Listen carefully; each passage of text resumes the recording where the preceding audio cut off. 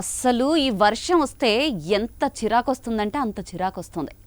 20 నిమిషాల్లో ఇంటికి వెళ్లాల్సిన సమయం కాస్త 2 గంటలు పట్టేస్తోంది.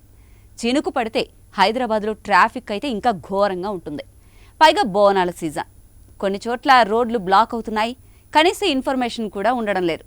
అదే టైంలో రెయిన్ జాడించి కొడితే ఎంత నరకం ఉంటుందో కదా. ఇదంతా ఆల్రెడీ హైదరాబాద్ వాసులు అనుభవించేశారు.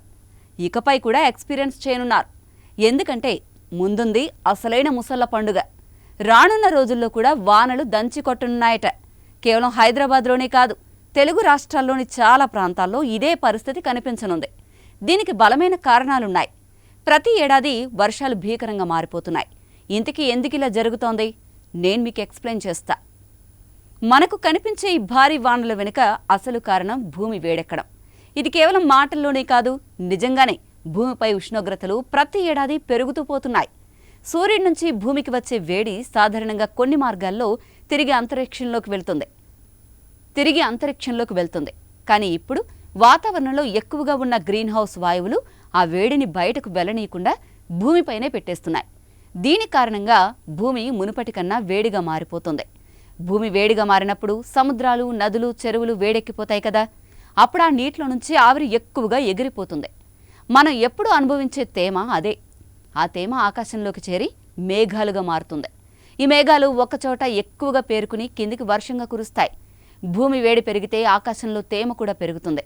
తేమ పెరిగితే మేఘాలు ఎక్కువగా ఏర్పడతాయి. మేఘాలు ఒక స్థాయికి మించి దట్టంగా మారినప్పుడు అవి ఒక్కసారిగా కిందకి దూసుకొస్తాయి. అదే ఉగ్రవర్షం. అంటే భూమి ఎక్కువగా వేడెక్కినప్పుడు ఆ వేడిని తగ్గించుకోవడానికి ప్రకృతి ఎక్కువగా నీటిని ఆవిరిగా మారుస్తుంది. ఆ ఆవిరి చివరికి మన మీదే వర్షంగా వస్తుంది.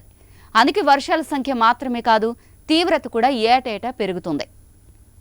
ఇప్పుడు కురిసే వర్షాలు మట్టి పరిమళాన్ని తెచ్చే జల్లులు కావు. ఇవి ఒక్కోసారి చిన్న వానలా మొదలై ఓ ఉగ్ర ప్రళయంగా మారిపోతున్నాయి. కాసేపు పడితే సరిపోతుంది అనుకునే వాన ఒక్కసారిగా గంటల తరబడి కురుస్తోంది. 1 గంటలో కురిసే వర్షం మొత్తాన్ని నగరాలు భరించలేకపోతున్నాయి. రోడ్లు జలమయమైపోతున్నాయి. డ్రైనేజీలు పొంగి పొర్లిపోతున్నాయి. ట్రాఫిక్ నిలిచిపోతోంది. ఇంట్లోకి నీరు కూడా ప్రవహిస్తోంది.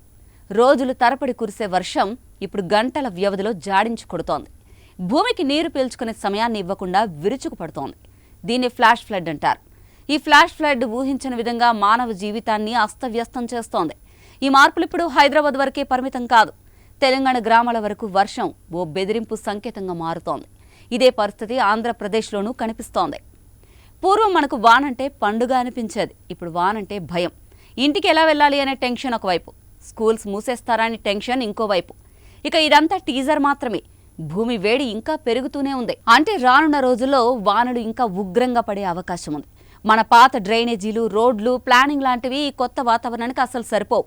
అందుకే ఇప్పటి నుంచైనా మారాలి. వానలను మనం ఎలాగో ఆపలేం కదా. కానీ అవి వరదల రూపంలో మారకుండా ఉండేలా మనమే చూసుకోవాలి.